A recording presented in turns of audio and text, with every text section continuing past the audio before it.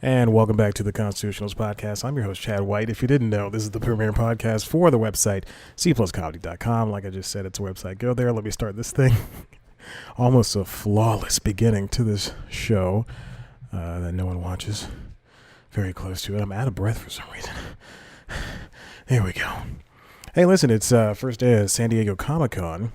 If you're listening to this in the future, which I hope you are, because if you're listening to it now, it'd be very strange. First day of San Diego Comic-Con, I didn't put two and two together. We got like 4 new trailers today. Top Gun Maverick, the Cats movie, which does not look surprisingly bad to me. I mean, it's thumb down all over YouTube. Let's see what else.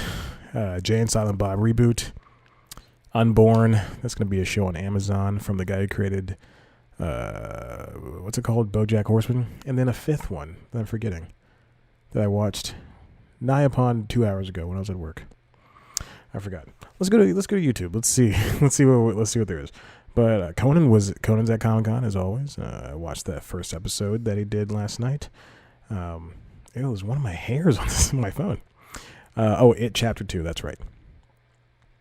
I think before I get back to Conan, I think they really missed an opportunity to put that movie to make that movie and release it a year after the first movie came out. That's what I would have done. I would have, even if it were to hold off on releasing It Chapter 1 in 2017. I believe it was 2017, right? I'm not going to check. I would have, if I was a studio, I would have just capitalized. That's how Avengers Infinity War and Endgame came out. And look at it, not because of the subject matter, but of course it made money, because it came out so close together. What if Endgame came out 2 years from now, and people were still like they're holding in their like all the energy?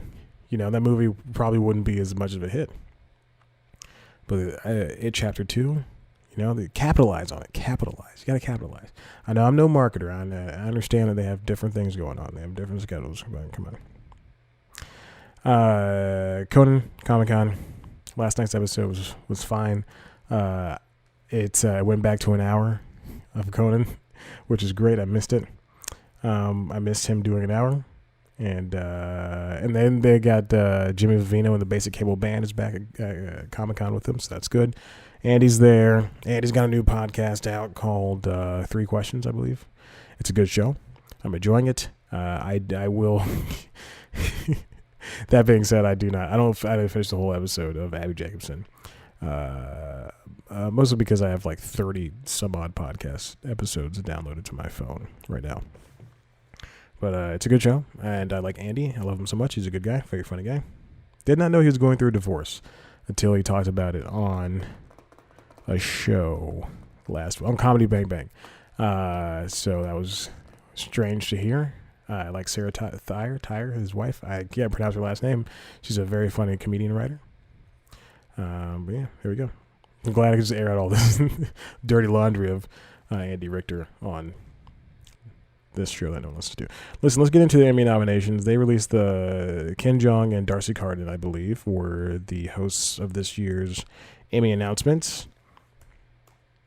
The drama series is, as you know, of course, the shows that are going to be out there. Game of Thrones, Killing Eve. I don't know why Ozark's up there. Pose is up there. Great. Succession, awesome. This Is Us. Better Call Saul and Bodyguard. I don't know why I went in the order that I went in. You knew if you watched enough television this year, or even if you didn't watch enough, you would have known that these are the shows that they're going to nominate for the Emmy, the Television Academy Award. Let's see what else we got. Oh, Jesus, Fleabag. I literally 5 minutes ago, before starting this episode, I finished Fleabag season 2. It should be nominated. It should win, but I don't think it's going to win. It's probably going to be The Good Place or Barry, which are also nominated. Miss Maisel's up there too for some reason. Russian Doll, Veep, and I think Veep's going to win. But Schitt's Creek, Pop TV, Schitt's Creek, created by Dan Levy, Eugene Levy's son, who's also in the show. Both of them in the show. Very funny. Catherine O'Hara, just such a funny show that I didn't recognize until this year. not even like 3-4 months ago. Like I just started watching it. Very funny show. Schitt's Creek deserves to be nominated. Outstanding limited series: Chernobyl, Dannemora, Fosse Verdon, Sharp Objects, When They See Us, of course. I'm not going to choose my winners yet because that's a whole thing I usually do. Bandersnatch, for a television movie, Bandersnatch, Brexit, Deadwood, King Lear, My Dinner of Irvin. I think people just want, sometimes I look at these nominations and I think people just want to say, they just want Netflix to win something. Now, HBO did take back the crown with most nominations, but you have to see for the most wins, come September. But I think no matter how poorly something on Netflix is reviewed or acclaimed or something, they just want Netflix to be in there at some point, and that's why I think Bandersnatch is in there. Now, I've never seen Bandersnatch. I do like Black Mirror. I don't watch them all. I watched them before they were popular, and that's the douchiest thing I've ever said. I watched them before they were popular, but and I have no plans on seeing it anytime soon. I just don't want to sit down and play Bandersnatch. But yeah, I stand by my logic. Lead actor in a comedy series: Bill Hader, Don Cheadle, Anthony Anderson, who will not win. Is very sad, but he's nominated in like almost every year. For the past like 4 or 5 years, he's been nominated. Ted Danson, those numbers might be off. Michael Douglas, Eugene Levy. It's very crazy how Schitt's Creek is getting nominated 3 times for Catherine O'Hara and Eugene Levy and the show. It's amazing. I love it. Schitt's Creek is a wonderful show. Check it out. It's on Netflix. It's on Pop TV, but it's also on Netflix. Outstanding lead. What? What did I just read? Outstanding lead actor. Oh, comedy series. All right, outstanding lead actor in a drama series: Bob Odenkirk, Kit Harington, I don't know why, Jason Bateman, really don't know why, Billy Porter, Sterling K. Brown, Milo Ventimiglia. Lead actor in a limited series or movie: Jared Harris, Benicio del Toro, Sam Rockwell, Mahershala Ali, Hugh Grant, Jarrell Jerome. When I saw that Jarrell Jerome was nominated, he's one of the actors in When They See Us. I was very surprised, very happy to see someone that young get recognized for good work. Lead actress in a comedy series: Christina Applegate, Phoebe Waller-Bridge, who should win as Fleabag, Rachel Brosnahan, who should not win, no offense, Natasha Lyonne, Catherine O'Hara, Julia Louis-Dreyfus, who will definitely win. If she doesn't win, then I don't know what's wrong with this world. I'll say lead actress in a drama series: Emilia Clarke for some reason, Robin Wright for some reason, Viola Davis. As if Robin Wright had to put up with Kevin Spacey. I don't know why she's nominated. Because I don't even think again, this isn't going along with my Netflix theory that people just want it to be nominated, want something in that should be nominated.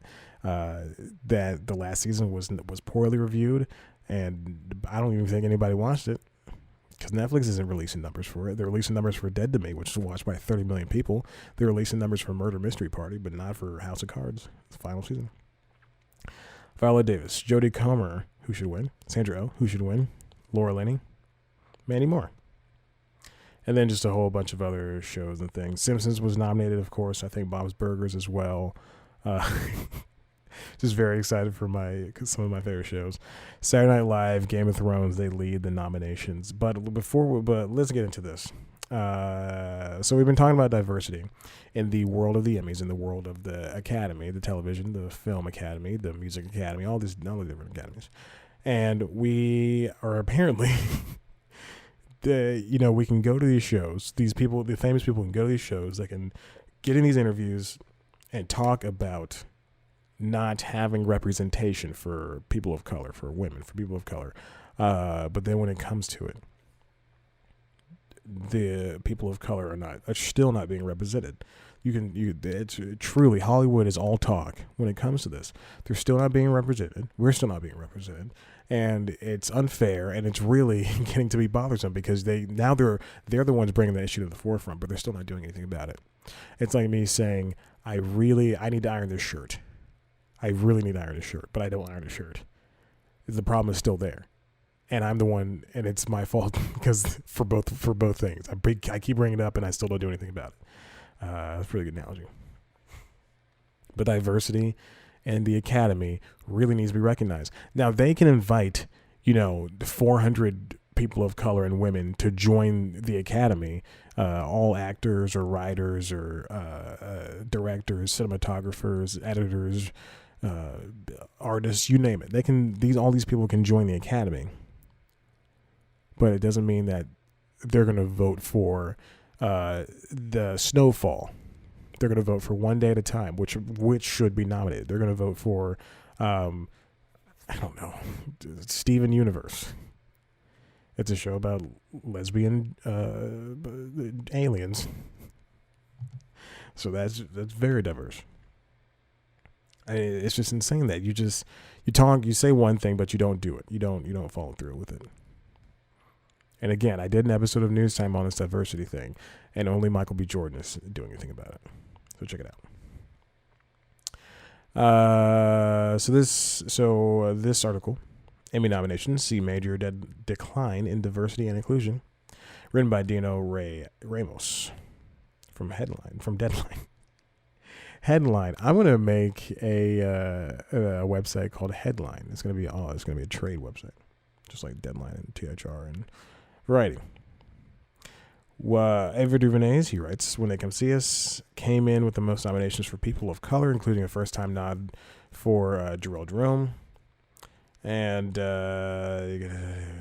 other well-deserved nominations from the series included Niecy Nash, Ian Juan Ellis. I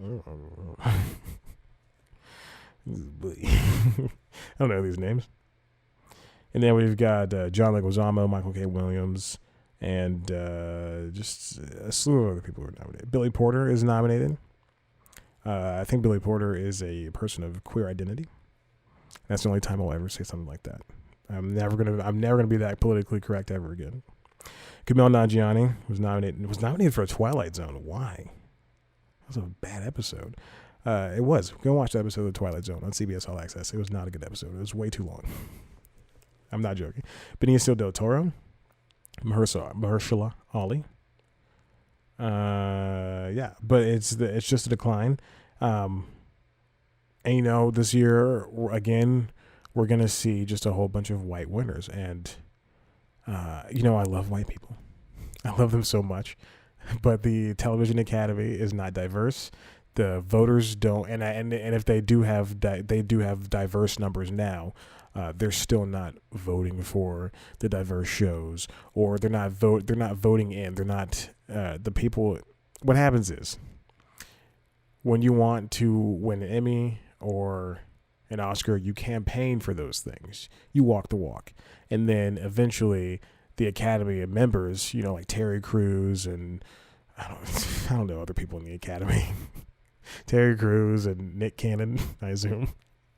Brad Pitt, other people in the Television Academy and the Movie Academy, whatever, they vote you in, and then they say, okay, or like you campaign for your show. So Benicio del Toro, I assume the producers or Showtime put him up for Escape from Dannemora, and so now he's gonna go around. Now that he's nominated, he's gonna go around to all the late night shows doing interviews and stuff, or doing interviews with like THR or Variety, and now he's going to be trying to win the Emmy. And that's how it works. Very convoluted way of doing it. Definitely check that article out. There's something on.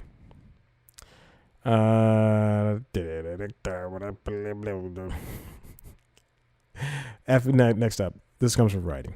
FX Plus is ending. FX Plus, if you didn't know, this is written by Todd Spangler, my good friend. Disney shutting down FX Plus, the subscription service. So if you didn't know, of course, obviously, Disney bought 20th Century Fox. 20th Century Fox owns FX. Okay, here's the thing. Fox sold Fox assets to Disney. So they own all of the movies, the TV shows, all that stuff. and the channels, except for Fox and Fox News. Except for Fox, the broadcast channel, and Fox News. But they own everything else. FX. And so when Disney bought them, they bought FX Plus, obviously. FX Plus is the ad-free service coming from FX, where subscribers who already subscribe to FX via their cable package, like Charter Spectrum, they will pay another $5 so they can get the shows on FX ad free. Plus, they get all the back catalogs and stuff. $6, excuse me. But now FX Plus, it's only been around for like 2-3 years. FX Plus is going to end in August because Disney has Hulu, they have Disney Plus coming out, and they have ESPN Plus. They don't need another service.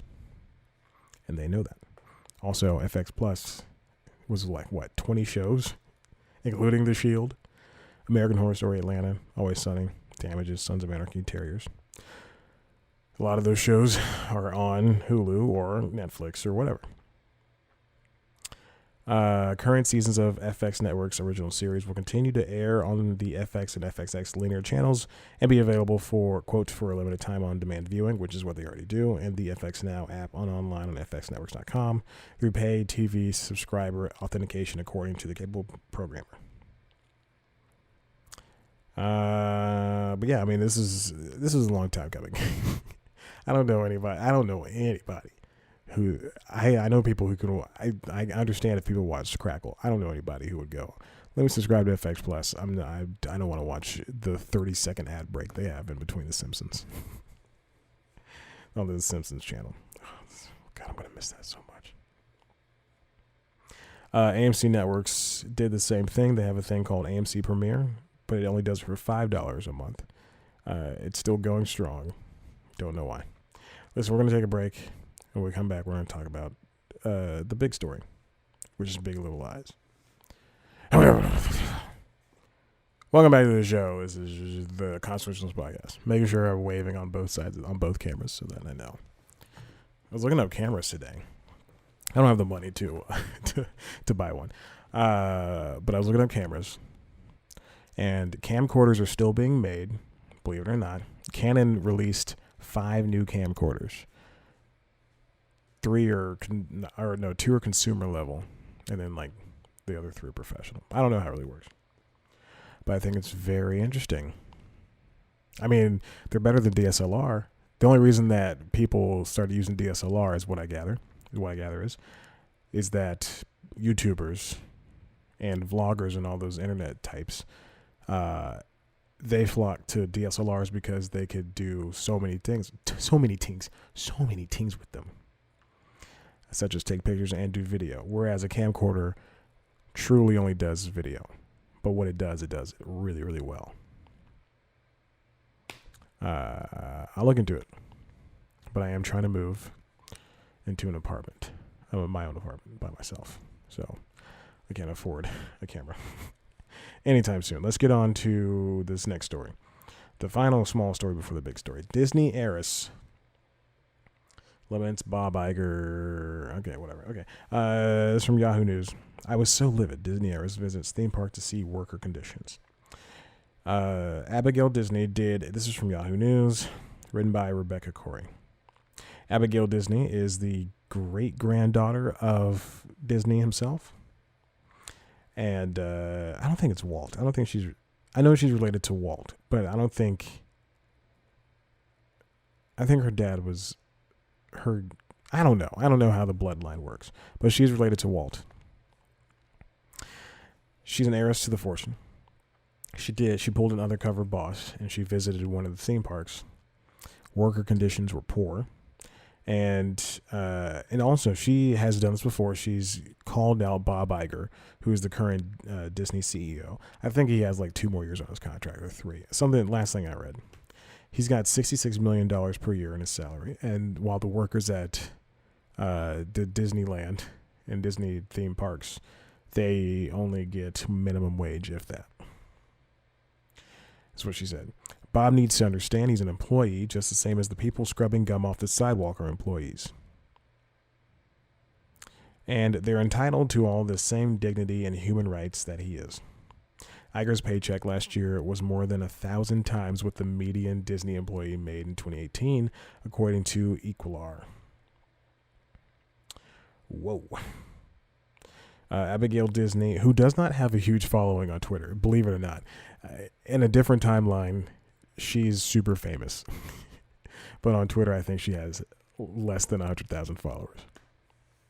She went to Disneyland after receiving a Facebook message from a distressed worker. I went to Anaheim, and I wanted to be sure I understood the situation and context really, really well. She said what she found at the happiest place on earth was a facade that was about to crack from the pressure of making ends meet. And you hear that all the time. Like if you really do pay attention, you hear that all the time with different types of businesses. Of course, you hear with Amazon workers who went on strike during Prime Day. I hope you didn't support Prime. I accidentally did. I bought a crock pot. I feel so bad. I woke up that morning. I was like, all right, I guess I'm not going to buy anything on Prime Day. I want to be in solidarity with these workers. And then I get to work, and it's like 11 a.m. and I'm just scrolling the deals, whatever. And I see a crock pot, Instapot for and it's one of the good ones for it's like $150 off, and I'm like, oh boy. A $50 crock pot. No, because it's $130 regularly, so it's like $80 off. And I go, oh, a crock pot. This is what an instant pot. It's an upgraded one. It's the one I've been wanting, and I bought it. I feel so bad. I'll donate some money to like a workers' union or something. A spokesperson for Walt Disney Company reached out to say that the company generally avoids responding to such baseless accusations. Baseless in quotes. Quote, but this one is particularly egregious, and we won't let it stand. We strongly disagree with the characterization of our employees and their experience at Disney. This widely reported stunt is a gross and unfair exaggeration of the facts that is not only a misrepresentation, but also an insult to the thousands of employees who are part of the Disney community. We continually strive to enhance the employment experience of our more than 200,000 employees through a variety of benefits and programs that provide them opportunity, mobility, and well-being. Whoa. And I read somewhere that the 200. They have benefits. They one of their benefits includes being able to what Starbucks does, being able to apply through Disney for like a scholarship where they'll pay for your entire college tuition or something.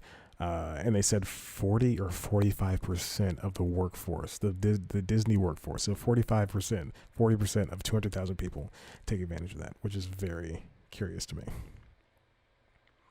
The company's been accused of sexist pay practices. Earlier this month, 40 women joined a major pay gap case against it, according to The Guardian. They're part of a larger class action lawsuit filed in April, alleging that the company systematically underpays its female employees.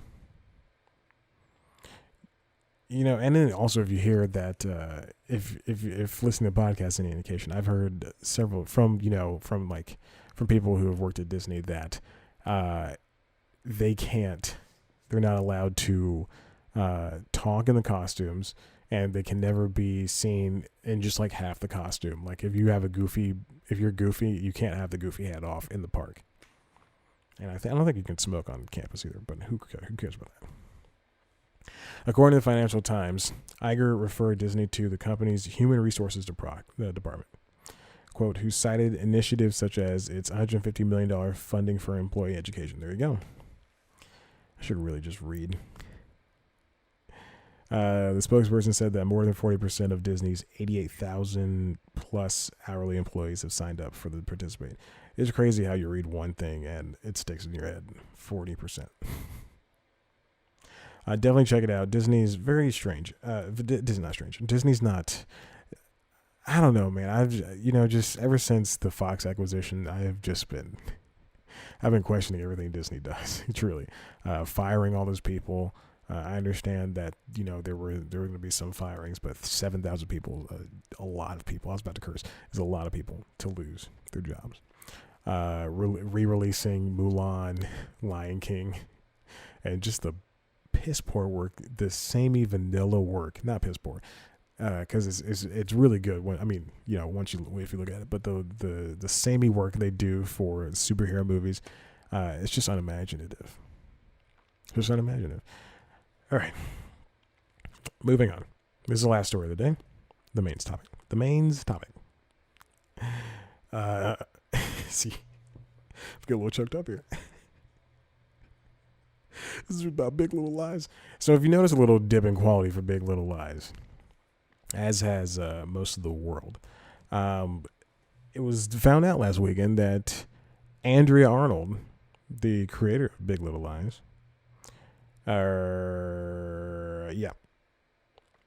she lost control of the show because HBO just took it from her.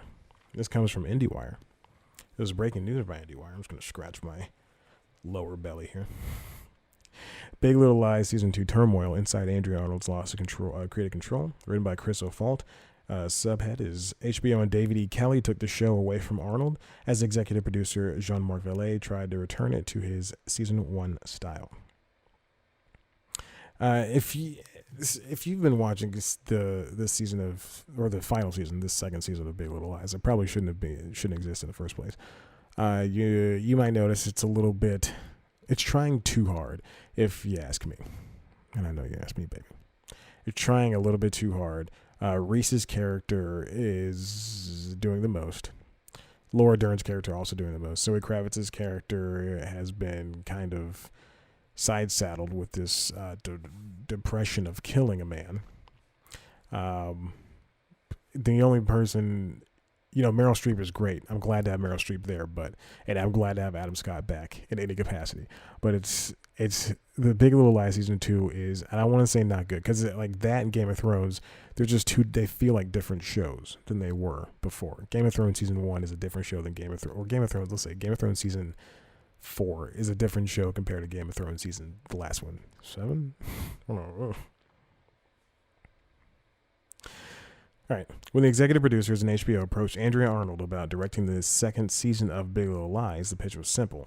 They not only wanted the British filmmaker to direct the entire season, they wanted an Andrea Arnold version of the show and all that entailed. It just wasn't lip service. From prep through production and into post-production, Arnold was to get free reign. But a significant part of HBO and showrunner David E. Kelley's plan was not shared with Arnold. All right, so she didn't create the show, but whatever. She was good at directing. According to a number of sources close to production, there was a dramatic shift in late 2018 as the show was yanked away from Arnold, and creative control was handed over to executive producer and season 1 director Jean-Marc Vallée. That's like taking Raiders of the Lost Ark. I don't know why I'm on an Indiana Jones kick. It's like taking Raiders of the Lost Ark from Spielberg and then just giving it to, someone who's equal, who does equal things but has a completely different mindset. Like Lucas, giving it to George Lucas. He'll add lasers to it or some type of sick incest love story. The goal was to unify the visual style of season 1 and 2. In other words, after all the episodes had been shot, take Arnold's work and make it look and feel like a familiar style Vallée brought to the first hit season, which won 8 out of the 16 Emmys it was nominated for in 2017, including Outstanding Limited Series. When it was a limited series, now it's a TV show. According to sources close to the executive producers, it had always been the plan, although unbeknownst to Arnold, for Vallée to become re-involved in the show last fall. Kelley, whose TV career is a strong believer that TV is different than movies. Shows have a unified style rather than directional voice. I mean, I guess I can see where they're coming from, but you hire a director, you're going to get that person's voice. When you hire James Burrows, for a sitcom, he has to work in that sitcom, in the space of that sitcom world. So the episodes he does of Big Bang Theory are going to be similar to what he does for Cheers. I don't know if he directed Big Bang Theory, any episodes of Big Bang Theory. I assume he did. Episodes he does for Friends are going to look the exact same as episodes he's done of Taxi. Did James Burrows direct Taxi? I don't think so. What? James Burrows Taxi. James Burrows, if you don't know, is one of the Taxi. He did do Taxi. Is the premier director for sitcoms, for multicams. Yeah, if you've watched a sitcom ever in your life, you've seen an episode directed by James Burrows. When HBO and the show's executive producers were unwilling to wait for Vallée, who had committed to Sharp Objects to shoot season 2, the creative team behind the show collectively decided to hire Arnold, whose work they believed that Vallée and his season 1 team could easily shape into the show's distinctive style and post-production. Vallée, who advocated for Arnold, told IndieWire last May that he saw their directorial styles as being cut from the same cloth. I think this is this kind of pisses me off. Laura Dern uploaded a Instagram post where she was wearing a shirt that said Andrea Arnold. Where at the end when they wrapped Big Little Lies. This is damaging evidence for the what corporations can do to the style of something, especially when they want to make a franchise out of something. I guarantee when Big Little Lies ends, they're gonna try to find some way. Warner Media, is that what they're called? AT&T is going to try to find some way to turn to like a spinoff or something. Renata's cooking show.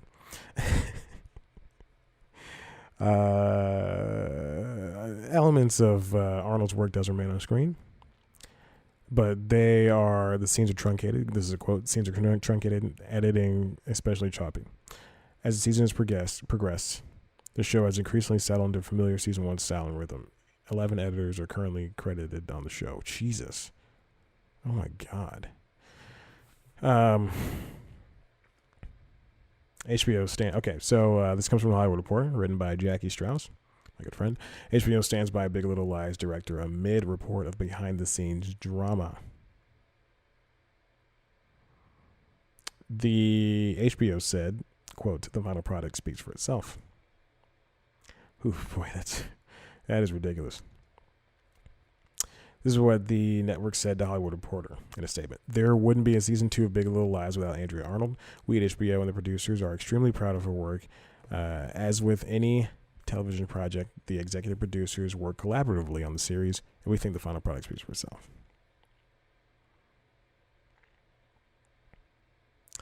That's pretty much all that says. And then Caroline Framick wrote something for Variety. She wrote a column for Variety titled "Big Little Lies Season 2's woes started with its writing." And it just kind of came out last week in that nobody's enjoying Big Little Lies Season 2 right now, which is very strange because I thought, admittedly, I was forcing myself. To feel this show. The second season of the show. Season 1's amazing, fantastic, wonderful series. Wonderful short series, limited series. But I was like, but season 2 began, and I just haven't been called to watch episodes. Like, I'm an episode behind right now, and the series ends Sunday. I'll find myself brushing my teeth during the episode, and then like missing whole scenes, and then just going, well, whatever. I don't care about the show, but I brush my teeth and wash my face during it before I go to bed.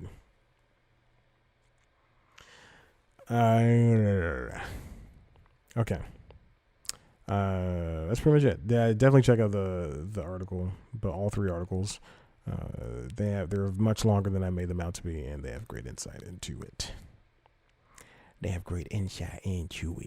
That's my George Bush. They have great insight into it. He's a baby now. Shut up. I watched a movie at work today. I watched a movie called Chisholm. Chisholm? Is it Chisholm? Chisholm movie. I think it's, Chisholm. And it's starring John Wayne. And it features Billy the Kid in it. Not the actual Billy the Kid guy. He'd been dead. The movie came out in 1970. But it featured Billy the Kid as a character. And his regulators. I watched 2 movies over the past couple of days called Young Guns, and Young Guns 1 and Young Guns 2. And they're not very good movies. They're late 80s movies starring the Brat Pack, Emilio Estevez, Charlie Sheen, Kiefer Sutherland, Lou Diamond Phillips, and a few other people. And Emilio Estevez is Billy the Kid. He plays him really wacky. He plays him like how Mark Hamill plays the Joker in Batman the Animated Series, which is to say that it's like very wild and cartoony, and I love it. It's so Young Guns 1 and Young Guns 2. If you have any chance to check both of them out in succession, I would definitely check it out. There's a lot of issues with those movies. But they're very fun. And I think I like westerns in general. And then I think, and I would hope that if God willing, my writing career takes off, and I'm able to write a movie, I would write and make a movie. I would make a Young Guns reboot, but call it Young Guns Parts 1 and 2, and make it one movie. Make it like a 2.5 hour movie. Tell the entire Young Guns movies, because the first movie is Billy the Kid. And what happens? He gets taken in by a guy named John Tunstall, which is very true. And he starts working with a group of guys called the Regulators, that they call themselves the Regulators, because they go around and they fight to avenge the death of Tunstall. And then eventually some of the Regulators die off, and then they all split. And that's all true. Then in Young Guns 2, which is, I don't think is very accurate except for one thing, one of the Regulators, who's Billy the Kid's friend, Pat Garrett, begins to hunt Billy the Kid because he's just killing people. And the war is over. The war that they started is over. And it's just great, and I love it. Anyway, definitely check it out. Young Guns 1 and 2. Listen, if you like what heard here, head on over to the website, cpluscomedy.com, where there are so many great things. You can, if you want to watch the video version of the show, youtube.com/cpluscomedy. You can also see there the premiere show. It's called News Time. It's a weekly news show. Every single week, I take a topic and I work it. This week's episode is about VidCon, I believe. Oh, no. No. It's about...